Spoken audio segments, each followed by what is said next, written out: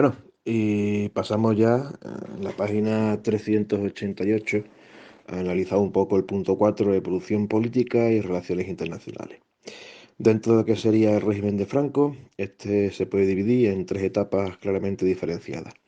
Empezaríamos por la etapa azul, que abarcaría del año 1939 al 45 de predominio falangista, por eso a esta etapa se le llama azul, porque el color del uniforme falangista era el azul.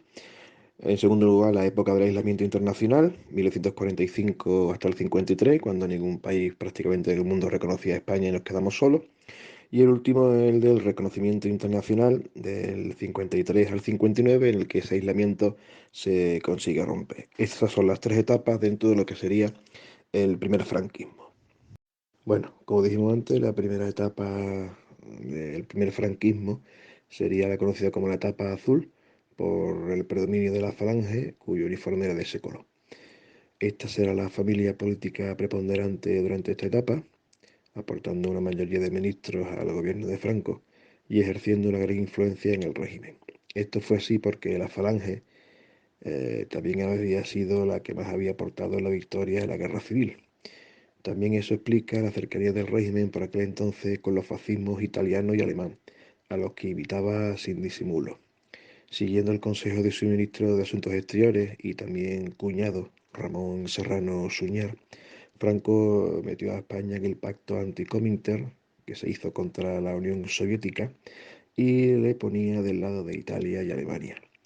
Por todo ello, España no fue neutral en la Segunda Guerra Mundial, sino que lo que fue es no beligerante, llegando incluso a organizar la llamada División Azul, un grupo de voluntarios falangistas que fueron a apoyar a Alemania en la invasión de Rusia durante la Segunda Guerra Mundial. Fueron a título voluntario, no representando a España, por eso España no llegó a ser beligerante en la guerra, tampoco neutral. Era, digamos, un término medio, no beligerante. No intervengo en la guerra como Estado, pero sí prefiero que gane un bando, en este caso el bando del eje. Eso en cuanto a política exterior. Por lo que respecta a la política interior de esta etapa azul, esta se va a caracterizar por la ineficacia y la corrupción. El favoritismo de aquel al que todos llamaban el cuñadísimo y su excesiva simpatía hacia el fascismo hicieron ver a Franco la conveniencia de hacer pasar a Serrano Suñer y a la Falange a un segundo plano. A esto hay que añadirle los llamados incidentes de Begoña, en los cuales, en medio de una celebración de carlistas, un grupo de falangistas que no se llevaba muy bien con los carlistas, a la salida de la Catedral de Begoña en Bilbao, lanzaron una bomba a esta agrupación de carlistas y llegaron incluso a herir a uno de los ministros de Franco, el ministro del Ejército. Esto motivó a que el caudillo recompusiera su gobierno, dejando fuera a los falangistas. Ahora el predominio estaría en manos de otra de las familias políticas que sustentaban el régimen, los llamados católicos, cuyos componentes serían desde entonces mayoría en el gobierno de Franco. Para rematar todo esto, se hizo volver a casa a la División Azul, que estaba en Rusia, y España se proclamó desde entonces neutral, dejando el estado de no beligerante que era el que había tenido hasta entonces. Vamos por la segunda fase de este primer franquismo, el aislamiento internacional, 1945-1953. Con la victoria aliada y de las democracias y la derrota del fascismo en la Segunda Guerra Mundial, el régimen de Franco se quedó prácticamente solo en el mundo. Las Naciones Unidas, recién creadas ahora tras la guerra, condenan al régimen franquista por ser una dictadura y la mayoría de países no reconocen a España. La mayoría de embajadores de los mismos salen de nuestro país.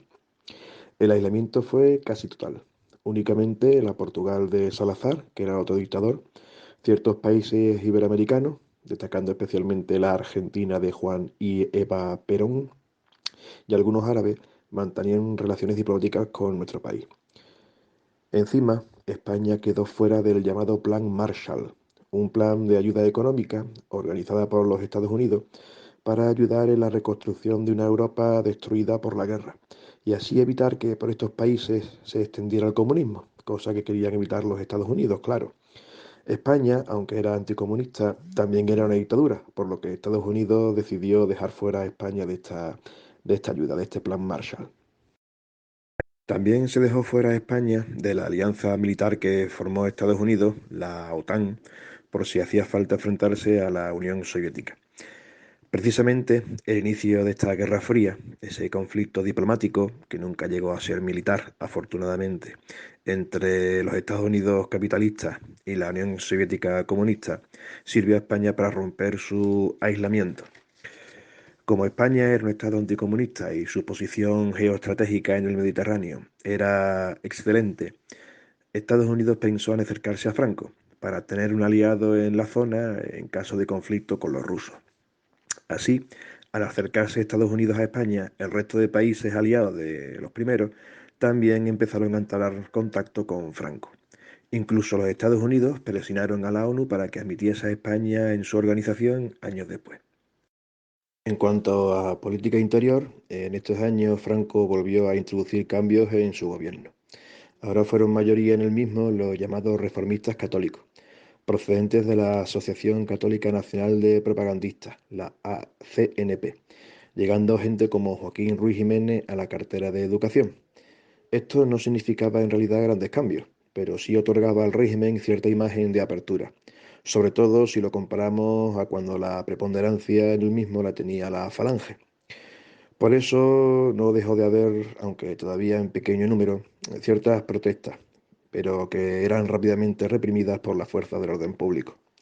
Y también en estos momentos cobra especial relevancia al lado de Franco la figura del almirante Carrero Blanco, que se convirtió en su mano derecha y en su principal asesor.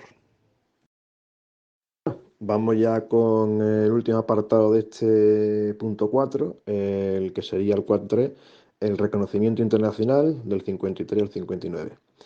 En esta última fase de la primera etapa del franquismo, se produjo la ruptura ya definitiva del aislamiento internacional que sufría España. Eso fue evidente en 1953, cuando España y Estados Unidos firman un acuerdo bilateral.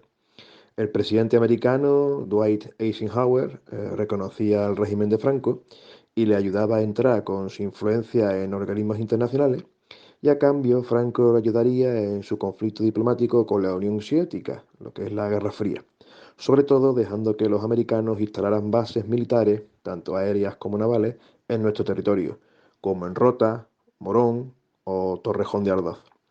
Además, Estados Unidos también enviaría ayuda económica a España. El segundo espaldarazo lo supuso la firma del concordato con la Santa Sede ese mismo año del 53. Franco mantenía la confesionalidad del Estado y ayudaba económicamente a la Iglesia, y esta permitía al dictador escoger a los obispos en España e intercedía por ella ante otros países. Con estos dos grandes apoyos, España en 1955 consigue por fin ser reconocida en la ONU, y a partir de ahí se integró en casi todos los organismos internacionales, como el Fondo Monetario Internacional. Sin dejar de ser una dictadura, España había conseguido la aceptación internacional aprovechándose de la coyuntura del momento, sobre todo de la Guerra Fría. Al mismo tiempo, en política interior se vivía una importante crisis económica. Esto llevó a otra de las famosas renovaciones de gobierno por parte de Franco. En este caso, a quien se ocupa el gobierno es a un grupo de expertos en economía, gente muy preparada, gente vinculada además a la congregación religiosa del Opus Dei, fundada por el escriba de Balaguer. Llegan así a ministerios importantes gente como López Rodó, Navarro Rubio o Alberto Ullastres. Estos serían los que poco después introducirían importantes reformas económicas que van a cambiar el país. Sin embargo, en política no se cambia ni un ápice, como así dejaba ver la entrada en vigor de la Ley de Principios Fundamentales del Movimiento de 1958, que como digo no traía ningún cambio político. Todo seguía en ese sentido exactamente igual.